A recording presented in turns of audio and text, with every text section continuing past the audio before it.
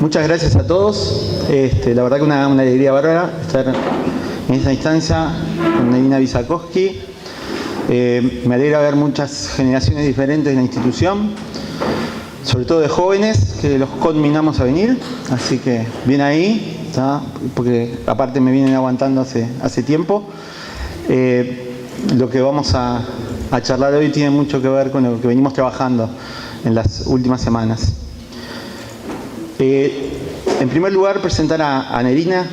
Nerina Visakowski es doctora de la Universidad de Buenos Aires en el área de educación, investigadora del CONICET y profesora de la Escuela de Política y Gobierno de la Universidad Nacional de San Martín.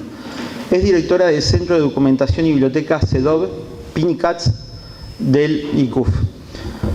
En 2005 escribió Argentinos, Judíos y Camaradas, que es este tremendo texto que tengo por acá, que ya lo había presentado ella misma en una instancia anterior. También sacó la tribuna icufista Tiempo de Aportes, que entre otras cosas contiene traducciones inéditas del Congreso de Creación del ICUF argentino.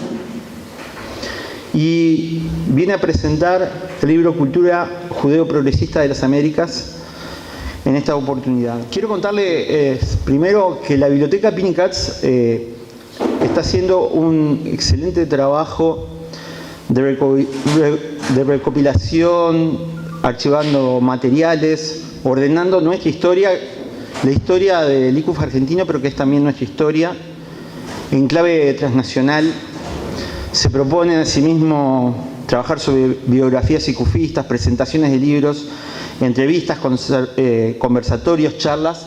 Y quiero comentarles realmente que ese trabajo no es solo una declaración, como puede aparecer en muchas organizaciones, una especie de planteo teórico que no se cumple. Efectivamente están trabajando hace muchos años, están trabajando muy bien y conectando nuestra historia común. Y que esta presentación que acabo de hacer de Nerina, muy escueta, no refleja lo que es realmente Nerina. Nerina es, ella dice que no diga estas cosas, pero es, en mi opinión, por su edad, por su formación, porque aprendió Yiddish para esto, para transmitir nuestra historia, es el nexo generacional entre nuestro movimiento en su etapa de Yiddish, y que luego tuvo un corte por las dictaduras, por la desaparición de las escuelas, porque dejamos de leerlo, con los jóvenes y con la nueva etapa. No lo podía haber hecho si no fuera a la vez que la historiadora una militante. Es una militante, una joven icufista del Pérez de Villa Lynch. Su hermana es hoy, y esto creo que nos debería hacer reflexión a todos, la secretaria del ICUF argentino. O sea que hay un recambio generacional que creo que nosotros tenemos que tener en cuenta y aprender. Este trabajo que ha hecho es un trabajo monumental, o sea, reúne 8 países, distintos escritores, pero Nerina no solo lo compiló, o sea, Nerina estuvo atrás de cada uno de estos trabajos, estuvo tratando de que esto tuviera un orden, una lógica, un sentido, y terminó siendo un trabajo absolutamente sólido sobre la historia del movimiento icufista, del movimiento judío progresista, que es realmente impresionante. Incluye, solo a modo de ejemplo, incluye un glosario de qué es Quentin, qué es Kinder, qué es Schule, qué es Frank. Tienen que entender que esto, o sea, los textos originales, aparte no estaban en español, estaban en inglés, estaban en portugués, y ella de alguna forma tuvo que unificar todos esos diversos lenguajes.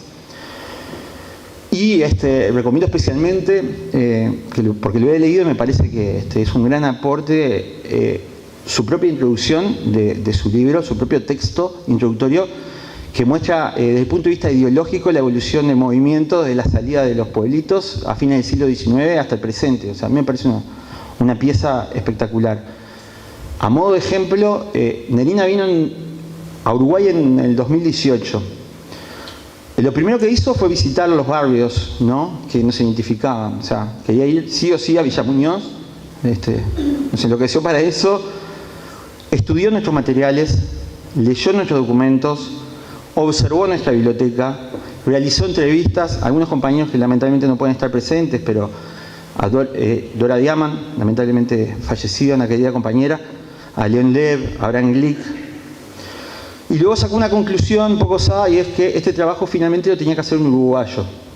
Y ahí fue cuando me hizo la propuesta, una propuesta muy difícil porque eligió a alguien que no es historiador, pero que sí es un militante, y que mi propia cabeza, o sea, que es una cabeza bastante desordenada, Nerina intentó y estuvo siempre arriba mío para ordenarme la cabeza, para esto que tuviera un sentido y para lograr balancear un texto que inicialmente podía haber sido de 300 páginas en 20 y pico, porque esto es un texto que no es solo nuestro, sino que es un texto de muchísimas comunidades. Yo lo único que espero es que el laburo que yo le di no sea el mismo que tuvo con todos, porque si no, no sé cómo está acá sentada.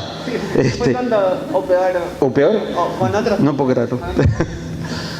Pero les digo más, Nerina vino ayer a Montevideo, y con algún compañero, bueno, lo que queríamos era pasear y disfrutar un poco de Montevideo. Pero ella hizo una elección ayer de noche, y así me lo dijo, a esto vine, y estuvo desde hoy, Nerina estuvo con guantes de látex, limpiando nuestros libros, mirando nuestra biblioteca, pasando un trapito y tratando de acomodar un desorden que hasta por desconocimiento ni siquiera sabemos que tenemos, ¿no? Entonces, quiero destacar, Nerina es una intelectual, en el propio libro se dice como inteligencia, ¿no? Se maneja esto del intelectual militante comprometido al estilo gramsciano, y al mismo tiempo es capaz de agacharse para limpiar y para acomodar, y es una militante de primer orden. Así que los dejo con ella. Oh, gracias.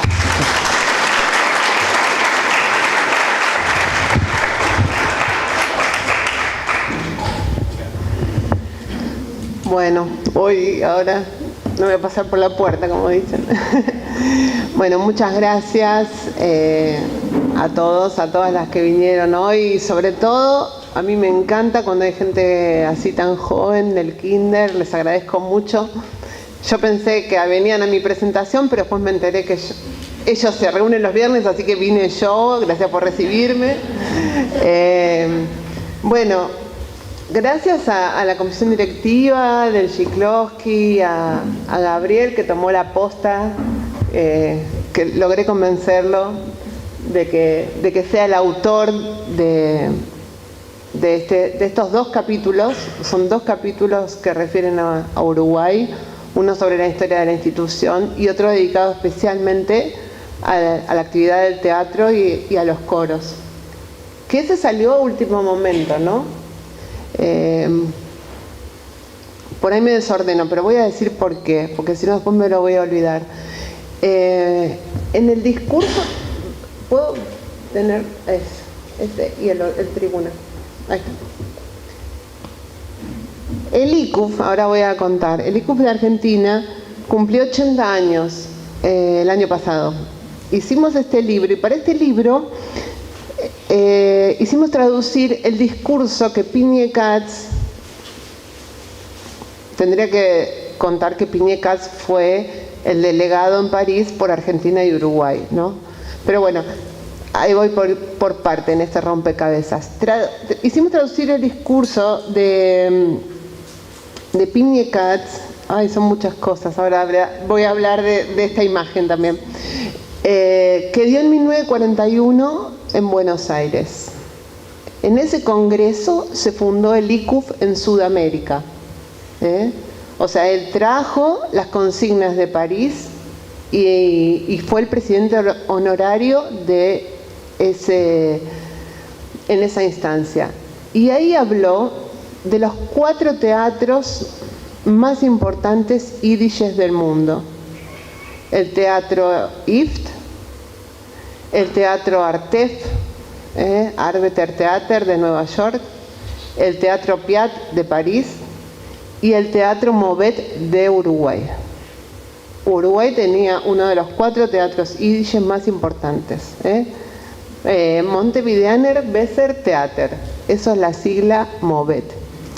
Cuando yo leí eso, le digo, Gabriel, no puede ser, Gabriel, tenés que escribir otro capítulo más del teatro de Montevideo. O sea, amerita, porque hay una sección especial de los teatros yidishes que Movet tenga su historia, ¿no? Y ahí empezamos a hacerlo. Así que bueno, hay 2 capítulos de Uruguay. El libro tiene capítulos 20 de 8 países. Canadá, Estados Unidos, México, Cuba, Brasil, Chile, Uruguay y Argentina. Hay una primera parte que son las historias institucionales en el contexto del país, y hay una segunda parte que habla de teatros y de colonias de vacaciones. Así como estaban estos teatros que eran muy parecidos en todo el continente, como los que acabo de nombrar, también las colonias de vacaciones. En Buenos Aires, en Argentina, tenemos a Summerland, que muchos de ustedes habrán oído nombrar. Bueno, en Brasil, cerca de Río de Janeiro, está Kinderland. En Nueva York está Camp Kinderland, que el año que viene cumple 100 años. Y en Canadá está Camp Nivelt, Mundo Nuevo. Las 4 colonias tienen como una sintonía similar, lo mismo que los teatros. O sea, a medida que yo había empezado investigando el judeoprogresismo en Argentina, pero cada vez más aparecían las pistas de que esto era un movimiento transnacional y que había que reconstruir este movimiento judío de izquierda no sionista, judío de izquierda progresista a nivel transnacional. Bueno, este es un primer intento por empezar por el continente americano. ¿Y por qué hay más? Porque en los años del antifascismo, especialmente los escritores más reconocidos yidishistas que vivían en Estados Unidos junto a los que estaban en Francia, organizaron esta reunión de cultura judía en París en 1937.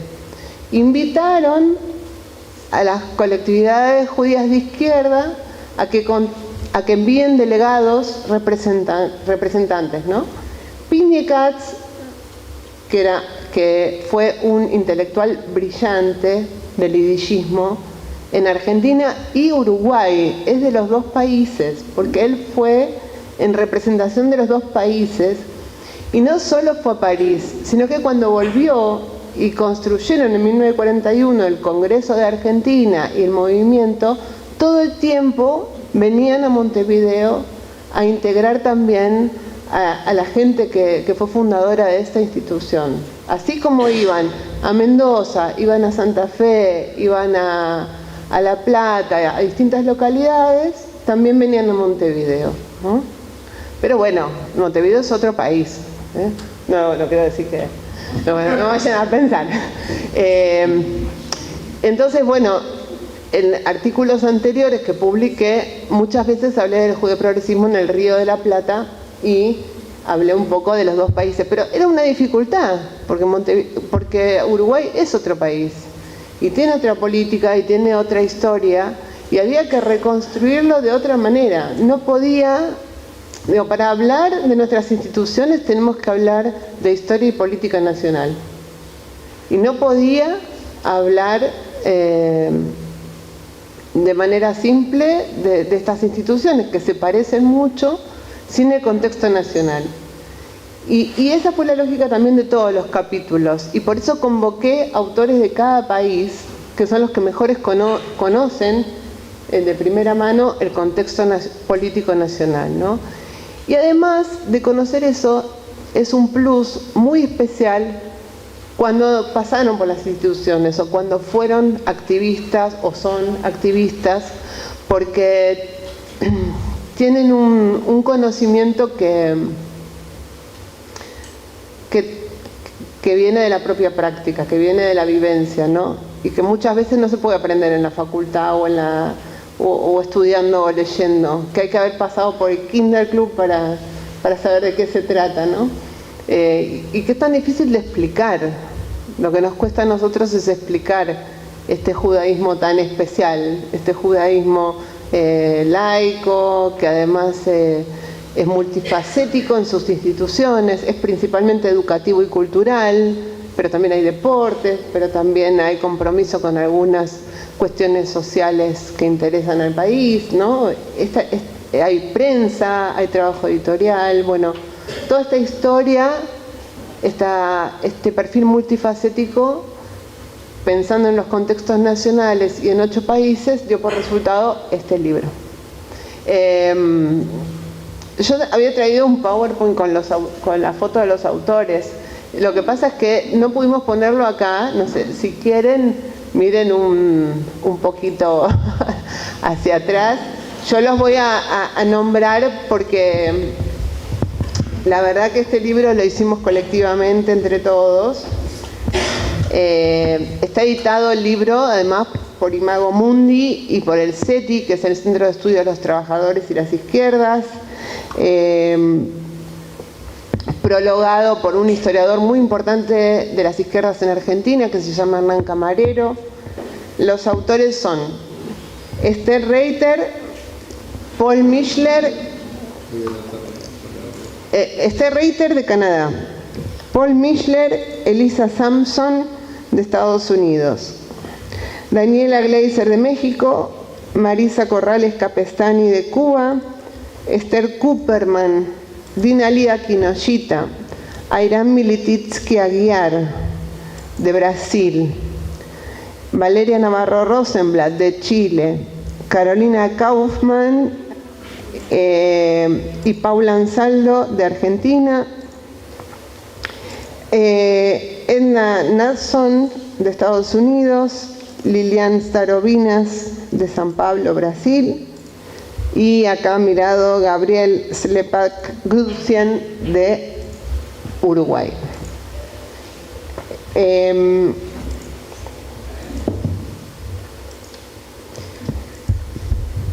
Yo quería entonces volver a un punto que es el de la reunión de París en el marco del primer Congreso de Cultura Judía para combatir el fascismo y el antisemitismo, en un momento, además, donde estaba transcurriendo la Guerra Civil Española y la lucha de los republicanos, ¿no? El manifiesto del Likud se firma bajo un gran cuadro de García Lorca.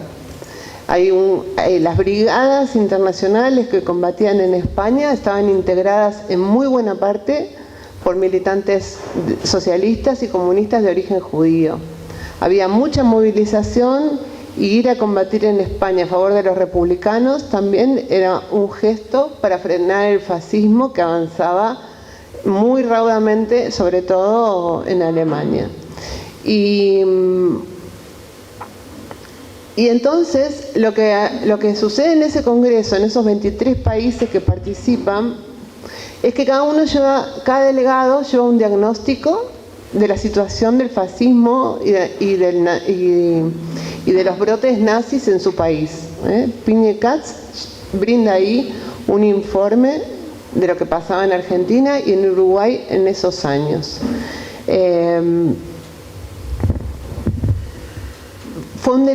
Por América fueron muchísimos de Estados Unidos. El presidente, ¿saben quién era?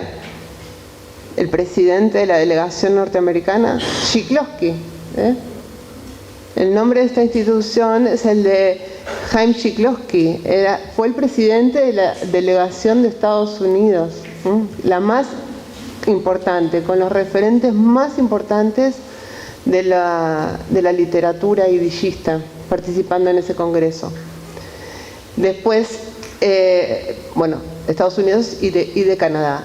Después fue el delegado de México, fue el delegado de Cuba, Piñe Katz, y un delegado que se llamaba Menachem Koppelman por Brasil.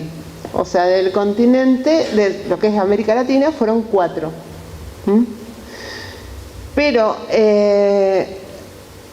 la propuesta de París era que que el Congreso tenga secciones nacionales, que todas reporten a París, que era donde iba a estar centralizado el ICUF.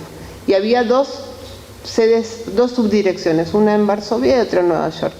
Cuando empieza la guerra, la Segunda Guerra Mundial, obviamente todos estos planes quedan liquidados, y es ahí cuando en Sudamérica Piñecatz, con toda la gente y los dirigentes, entre ellos los de esta institución, toman fuerza para hacer un congreso sudamericano en Buenos Aires, que se hace en 1941, en abril, unos años antes de la invasión a la Unión Soviética de junio. Y ese discurso que yo les conté, donde se habla del MOVET, ¿sí? Vuelvo hacia atrás, que dio Piñecatz, quedó retratado en esta micrografía que elegimos de tapa. La voy a mostrar acá. ¿La ven? Esta es una técnica muy particular que hacía un pintor, un artista muy importante de Villa Lynch, de mi barrio, que se llamó Gedale Tenenbaum. Y su nieta está acá hoy y es una amiga mía que está ahí sacando una foto, que es Nancy. El abuelo de ella hacía estas micrografías fantásticas, que no podíamos encontrar este cuadro de Piñecatz con su propio texto de 1941. Y el original lo tiene la nieta de Piñecatz, que vive en Israel, lo tiene en su comedor. Y en el archivo, en el Centro Documental Piñecatz, tenemos a Pérez, tenemos a Sholem Aleichem. Están hechos con las letras en yiddish de sus propios textos. O sea, fíjense, para una figura de la época, como el abuelo de Nancy, como Gedale Tenenbaum, qué importante era Piñecatz, que lo ponía a nivel de Sholem Aleichem o de Pérez y demás. Bueno, él fue el presidente honorario de este primer Congreso Fundacional de 1941. Entonces, en estos años uno puede ver que en Montevideo y Buenos Aires están muy unidos, pero después también lo puede ver, porque en el trabajo con Gabriel encontramos cosas comunes, encontramos icufiadas, encontramos todo. Y hoy mismo yo lo vi en la biblioteca, porque hay muchos materiales de Argentina ahí, porque nosotros tenemos muchos materiales de Uruguay, porque hay muchas actividades que se hicieron conjuntas. Entonces es un vínculo interesante porque tenemos mucho en común, pero también tenemos diferencias, ¿no? Entonces un poco lo que hicimos en este trabajo es plasmar eso, lo que tenemos en común, lo que tenemos en diferentes, entre estos dos países, Argentina y Uruguay, y entre otros países, ¿no? Y también, y esto, ahora vengan las flores para él, me toca a mí. Cuando empezamos este trabajo, Gabriel dice, bueno, vamos a hacer toda la historia de la institución. Yo, no, Gabriel, de ninguna manera, no hay forma, somos un montón de autores, va a quedar un libro gigante, no, hay un límite, no te va a entrar toda la historia en 20 páginas, olvídate. No, sí, bueno, que sí que no. Y él ahí me dijo algo, porque yo quiero llegar al presente, porque quiero hablar del presente de la institución, porque hablar del presente también es proyectar hacia dónde vamos con el futuro. Y me convenció. Y no solo me convenció, sino que cambió la lógica del libro, porque entonces le pedí a todos los autores que den un panorama de dónde estaba parado en su país el movimiento judío progresista en el presente. Además de hacer esa reconstrucción histórica, ¿en qué punto estábamos en el presente? Y me encanta que estén los jóvenes acá, porque conocer la historia nos permite pensar en este presente y en este futuro, ¿no? Y es muy importante rescatar estas experiencias del pasado, rescatar lo que hicieron nuestros activistas, porque trabajaron día y noche por generar estos espacios. Cuando uno ve con qué amor armaron las bibliotecas, con qué amor encuadernaron las revistas, aunque estén en yiddish y no las entendamos, solo con ver las imágenes uno se da cuenta de lo que era el espíritu de lucha que tenían por las causas justas, por la paz, sobre todo para que nunca más se repita el nazismo, ni el fascismo, el antifascismo. Estas instituciones son hijas de la lucha antifascista, son hijas de la lucha antifascista, porque en algún momento, en el momento que estas instituciones toman fuerza, es un momento de los frentes populares, es el momento de que los comunistas, que había muchos militantes en nuestras instituciones, están en alianza con otras fuerzas populares, socialistas, liberales. Es un momento muy interesante el de la creación de nuestras instituciones, porque hay muchas fuerzas políticas juntas en defensa de la democracia, de las democracias y en lucha contra el fascismo. Y rescatar ese momento y rescatar esos valores fundacionales es lo que le da sentido a nuestra existencia y a nuestro futuro. Por eso, hace 4 años creamos en el marco del ICUF el Centro Documental y Biblioteca Piñe Katz, que se llama CEDOB y que lleva el nombre de este dirigente tan importante para nosotros. Y estamos dedicados a eso, al rescate de nuestro patrimonio cultural. Así que en eso estamos trabajando y eso es lo que ese es el mensaje evangelizador que llevamos a todas las instituciones para que nos copien y cuiden todos estos materiales tan valiosos que tienen en sus acervos documentales. Así que, bueno, gracias a todos por venir, gracias Gabriel. Ahora vienen cosas muy lindas, así que espero que los disfruten y gracias por recibirme.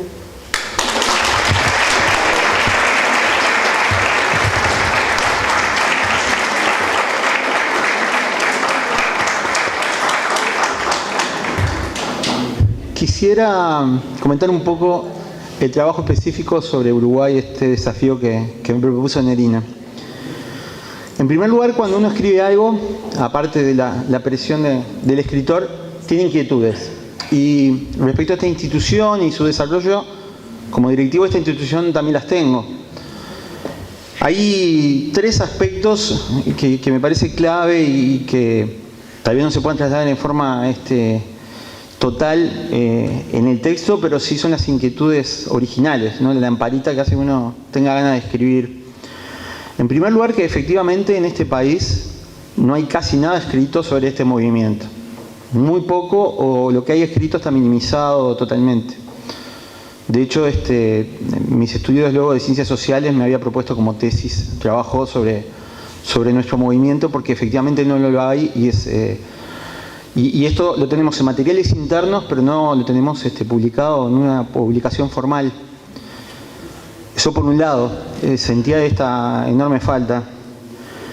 Por otro lado, siento, y acá que veo generaciones y estamos en familia y creo que nos conocemos todos, o sea, creo que si tuviera que hablar de la familia de cada uno de ustedes, algo tengo para decir porque los conozco a todos, es que siento que hay un elemento de fragmentación de la memoria que hace que digamos, determinadas generaciones recuerden con anhelo y poniendo en bronce sus experiencias pasadas, pero no siempre le transmiten eso mismo a los jóvenes.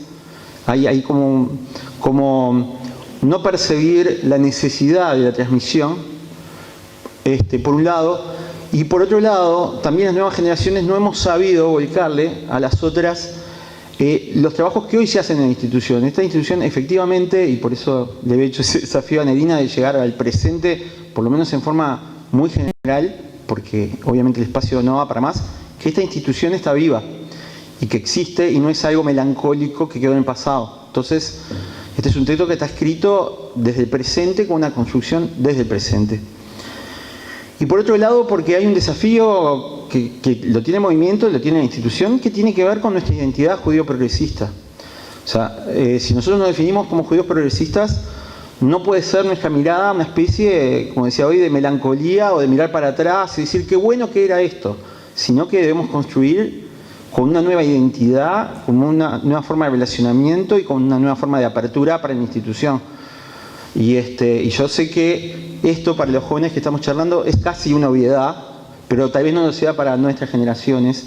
Y ese es el gran desafío para que esta institución siga existiendo, de ir como una institución progresista redefiniéndose y construyéndose, no quedarse en el pasado. El pasado sirve, pero para proyectarse en el futuro. Y eso, como militante actual, para mí es el gran desafío. O sea, si este texto va a servir, no va a servir para que sea un acto de recordación. Va a tener que servir para ver cómo lo hicieron nuestros abuelos, cómo se reinventaron ellos y cómo nos reinventamos nosotros. Para este texto tenía algunas ventajas, ¿no? Como decía Nerina, es ser un militante, tiene sus ventajas. Cuando uno escribe, sabe lo que escribe porque lo siente en la piel. Yo soy hijo de esta institución, pero soy literalmente. Mi familia se formó porque, y lo noté mientras lo estaba escribiendo, en los años 50 y 60 los bailes que se hacían entre el centro y Goes. Bueno, soy hijo de esa generación. Es por eso que se conformó en mi familia. Soy el nieto de alguien que aportó culturalmente esta institución hasta sus últimos días en el Lagenkreis. Mi padre fue directivo de la mutualista israelita. Quiero decir que esto no es un texto sobre el Shikloch, sino que es un texto sobre el movimiento. Y por tanto incluye, digamos, nuestras instituciones obreras a principios de siglo, incluye la mutualista, incluye el Banco Israelita, incluye el Unser Freund. Obviamente lo hace en forma compilada y apretada, porque como decía Nerina, era una tarea casi imposible. Yo creo que esta institución merece un libro de estas mismas páginas, de 400 páginas, solo para esta institución. Decí el planteo que te hice. Claro, y ella quiere que lo haga yo, y yo le digo que tengo una vida. Que tengo una familia, que tengo un hijo. Quiero decir que este texto, el primero que lo escuchó y leído fue mi hijo, porque durante 2 noches se lo leí para que se durmiera. Así que esto es cierto, no es ponerle color, es verdad. Y le gustó. El segundo día me dijo, papá, ¿vamos a seguir leyendo?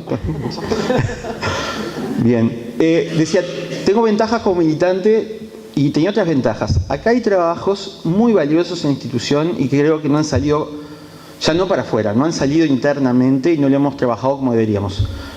Lamentablemente por temas de salud, Loya Korneski no puede estar acá presente, pero quiero decir que el trabajo que hizo Loya Korneski de recopilación de datos, de entrevistas, de traducciones, en un formato diferente, es un formato coral, o sea, es un texto que tiene otras personas hablando, entrevistas, y que llega a trabajar todos los temas, también la mutualista, también el banco, es de enorme riqueza y esa es la base de cualquier trabajo que se haga acá. Y yo, lamentablemente, no puedo estar presente, pero quiero reconocerlo públicamente porque creo que hizo un enorme y gigantesco esfuerzo y no sé si en su momento lo logramos valorar con ese alcance. Otro compañero que no está presente hizo un gran trabajo y que quiere seguir haciéndolo y por temas de salud no puede estar presente, es Abraham Glick. Abraham hizo un trabajo metódico mientras fue directivo de esta institución de los años 80 de la dictadura, tiene muchísimo material, y de los años 90 mientras fue directivo, absolutamente metódico, que nos entregó con mucha generosidad. Y quiero decirlo porque fue un gran trabajo y un gran esfuerzo de él, y yo sé que él se proyecta también en la posible escritura de un libro de este alcance, y sigue siendo una fuente de consulta. Hay revistas Entérese, hay revistas Nuestro Amigo, está El Sótano, el órgano de Kinder. Quiero decir que leí todos los sótanos, o sea, los leí. Básicamente me reí bastante, pero siempre El Sótano ayudó para saber cuál era el momento histórico, de qué se hablaba, aunque sea de campeonato de fútbol, o sea, de qué se hablaba y de qué hablaban los niños y los jóvenes de nuestra institución en cada momento. Y lo mismo pasa con las otras revistas. O sea que a falta de Guille, en mi caso, sí puede dar toda esa documentación que tenemos. Y pude hacer entrevistas a algunos compañeros que están acá. está Sergio Sievich, obviamente mi tía Sara, Betty Chis, que no puede estar con nosotros también, a Jaco, a Rubén Peregmanas, o sea, muchos compañeros complementando con las entrevistas que ya había hecho Nerina. También debo decir que me parece sumamente importante el chat que crearon los compañeros de los viejos cadetes, porque también me nutrí mucho de ahí. Hemos trabajado, a veces nos falta no combinar, tenemos todo y nos falta combinar los lazos. Le quiero comentar a esos compañeros de ese chat que todo el trabajo que desarrollaron sobre la inmigración lo leímos en el curso de líderes con los chiquilines en cadetes y lo distribuimos y lo trabajamos y comparamos la identidad de aquellos con las nuevas identidades que ellos tienen ahora. O sea que ese trabajo no se pierde y que se sigue trabajando, pero lógicamente lo que sí necesitamos es más brazos y más cabezas. Como decía Nerina, bueno, son 2 artículos sobre Uruguay. Sí. Y Sergio que aportó la foto. Sergio que aportó la foto, cierto. Estábamos charlando ayer, es la importancia de la biblioteca, esto que comentábamos, y Sergio tiene en su acervo, y lo que ha hecho, ha ordenado todas las fotos de la institución. Yo creo que ha ordenado muchísimo, y si no tuviéramos el trabajo de Sergio ahí, se hubiera perdido mucha cosa, que obviamente implica un trabajo posterior, ¿no? Porque es ponerle fecha, ponerle nombre y caras, pero por ejemplo con el chat de cadetes en muchos casos eso lo hemos hecho. Como decía Nerina, son 2 artículos, uno es fundamentalmente histórico y político y el otro es más cultural. No tiene todos los aspectos de nuestro trabajo. Por ejemplo, tengo claro que falta, por ejemplo, un trabajo que incluya, por ejemplo, las danzas nuestras, el Ricudim, o el deporte institucional, porque no se podía con todo. Y porque muchas veces nos pasa, y eso sí creo que tenemos que hacer una autocrítica, así como hemos podido sostener esta institución en estos años, nos ha faltado poder registrar todo lo que hacemos.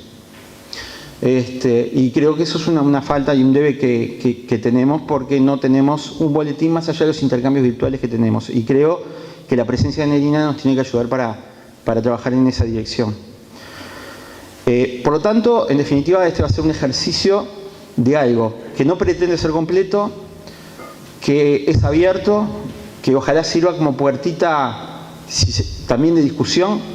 Es obvio que uno intenta este trabajo, no van a ver a Gabriel que pone adjetivos, porque así me lo digo, no van a ver a un Gabriel militante, van a ver a un Gabriel que intentó ser lo más riguroso posible, poner fechas y ser sólido con lo que estaba diciendo, más allá de toda la camiseta puesta que alguien pueda tener. Entonces, a pesar de eso, cuando uno trabaja, tiene determinadas hipótesis, hasta prejuicios y miradas sobre cómo piensa que fueron las cosas. Entonces, es obvio que hay un sesgo que lo que hay que hacer es no negarlo, sino admitirlo y trabajarlo. Entonces, espero que sea un trabajo que sirva para debatir, que sirva para discutir, que es abierto. Creo que lo peor que le podría pasar a este trabajo es que lo que genera fuera indiferencia. Ojalá pueda generar algo distinto y comparativo con otros países. Creo que cuando terminemos de darlo todo nos vamos a dar cuenta, o sea, este enorme mundo que es el movimiento progresista, el movimiento icufista a nivel mundial, y que en definitiva tenemos un futuro para construir en eso. Los más veteranos y los más jóvenes, que dentro de una semana se van ni más ni menos que a una icufiada, a un encuentro. Y hablando de esto que estamos hablando, lo que les puedo plantear es que disfruten, que aprendan, y si es posible, porque nos falta en la educación institucional, esto nos falta, ahora miro a Juan, a Andrea por ahí, hay cosas que no hemos registrado y que creemos que siempre nos vamos a acordar. Pero a mí me pasa hasta con el coro, ¿no? O sea, creemos que nos vamos a acordar de aquel encuentro que hicimos hace un par de años y después no, eso pasa y si no dejamos registrado no queda. Entonces también propongámonos eso. La frase es esta. Tiene una frase. Tiene una frase. Nuestro presente es el registro histórico del futuro. Entonces, tenemos que tomar nota de nuestro presente. Gracias a eso, hoy nosotros podemos saber lo que hicieron nuestros antecesores. Así que, bueno, eso. Bien. Me parte bien. No sé si hay preguntas, comentarios de los compañeros.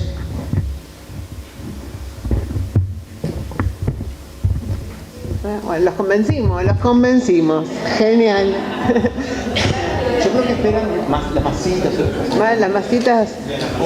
No, bueno, hay muchísimo. Hablamos solamente de Uruguay, un poco de Argentina y esto, pero van a ver que cuando empiecen a leer Canadá no van a poder creer las similitudes.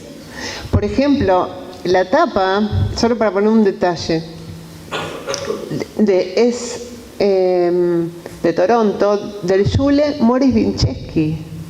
O sea, el Jule se llamaba igual que la institución antecesora acá en el Chiclosky, ¿no? El Morris Winchesky.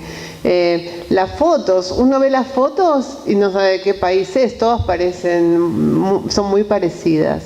Entonces digo, hay una identidad común que se van a sorprender de encontrarla en los países y bueno, lo hicimos con mucho amor, así que ojalá que lo disfruten.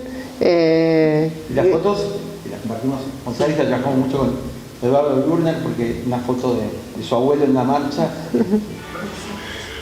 sí. En épocas de Sardo Dancetti, que realmente nos marcó mucho. Hay fotos y hay, o sea, hay un poco de planteo, ¿no? Iniciales. Y la última foto es la foto de los chiquilines yéndose con el kinder de la colonia. Y ese era un poco el objetivo del texto. Bueno, el objetivo que nos pasea, o sea, realmente nos pasea por nuestra historia. Sí, la verdad que la foto de tapa queríamos que sea una de Uruguay muy hermosa, que la van a encontrar porque es justo en una manifestación en la placita, ¿cómo se llama la placita? Donde se juntaban los de Morris Winchesky para el 1 de mayo, ¿no? Con sus pancartas en yiddish y todo.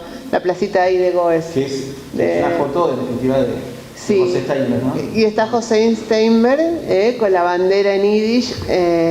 Y hay otros que tienen una bandera del MORP, que es por la libertad de los presos políticos. Por Sacco y Vanzetti, o sea, en 1927, 26 o 27. Es una fotaza, está adentro, pero para la tapa no servía porque era mala calidad y bueno, ganó esta.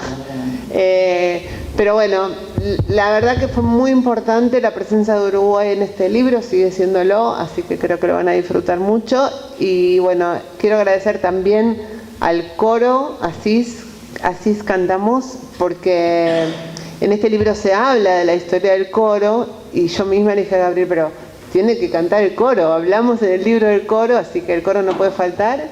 Y también tenemos un artista de lujo que me acompaña desde Buenos Aires, Sergio Lederer, ya lo van a ver en acción. Así que bueno, podemos pasar al show. ¿Qué te parece? Al show.